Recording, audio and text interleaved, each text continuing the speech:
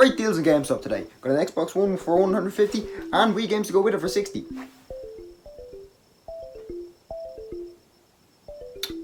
I think I made a mistake here. But I need not worry, as the Xbox store comes loaded with many great games. So great in fact, that they're free. But there's an even bigger catch. You have to pay to play said games that are meant to be free. This deal just gets better and better. Free-to-play games. These things have really become popular this generation. And that's not to say these games weren't around before this generation, but these days, these things are all the rave. From a business standpoint, these things are great. Make a free game with optional viable add-ons. Problem is when companies start charging for unnecessary things like tank shells.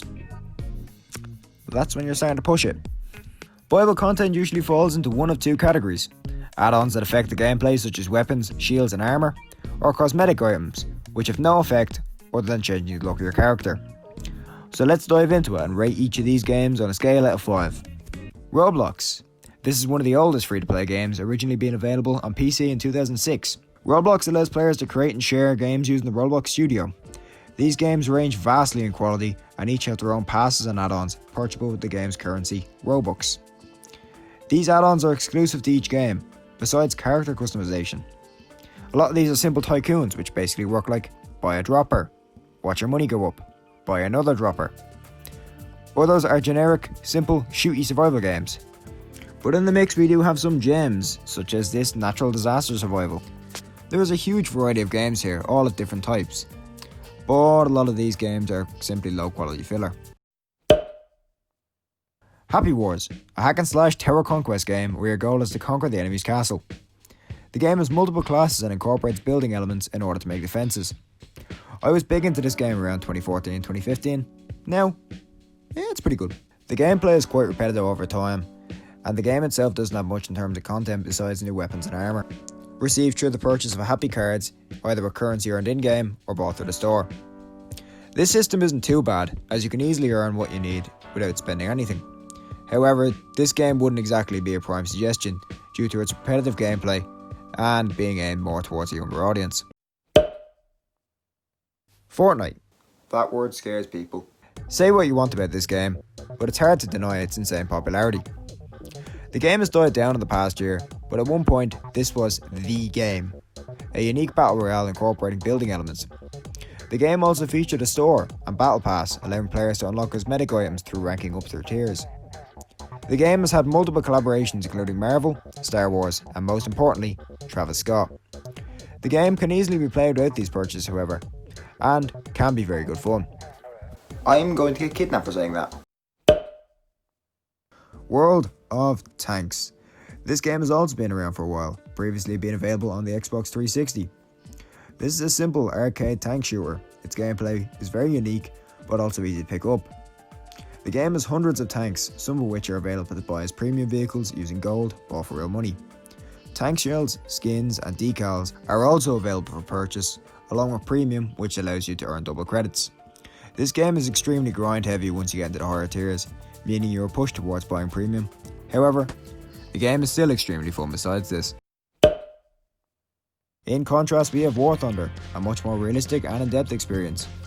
War Thunder not only has tanks but also planes, helicopters and ships.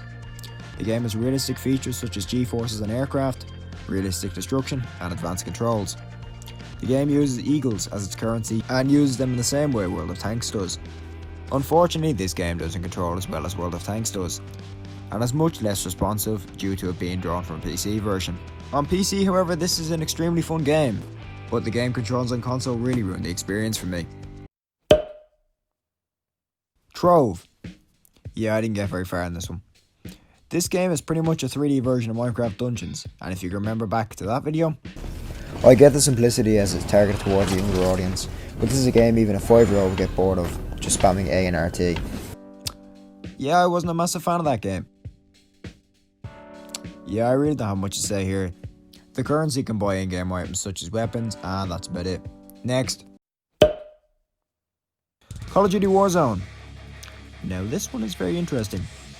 Activision will rarely release anything Call of Duty related for free, besides COD Online in China. But seeing the money Fortnite was making, they simply couldn't resist, and put out their own battle royale for free, with the lessons learned from Black Ops 4's Blackout. This is a very fun game. The Call of Duty formula translates very well into Battle Royale and creates a fun and addicting experience, with a similar battle pass to Fortnite being implemented, and popular Call of Duty characters such as Soap and Ghost being playable, creating a very solid package. And finally, one of the newest in the ring, Rocket League. Now this isn't a new game, far from it, but it recently became free, formerly being around €25, but went the free-to-play route and implemented a battle pass with new cars, wheels and trails. The game is very simple in concept. It's football, but with cars, or soccer as Americans call it. The game has alternate modes on top of this, such as hockey, basketball and drop shot. The game also has a large esports community and receives frequent updates, such as the Fast and Furious update. So they are just some of the many free-to-play games available on the 8th generation of systems. Maybe in the future I'll delve back into this topic, but I think for now we can all agree free-to-play games have their place, even if that place is just a stopgap until you get a proper full game. But there is some fun to be had here. When they aren't red in your bank account, they're charging you for the colour fucking red.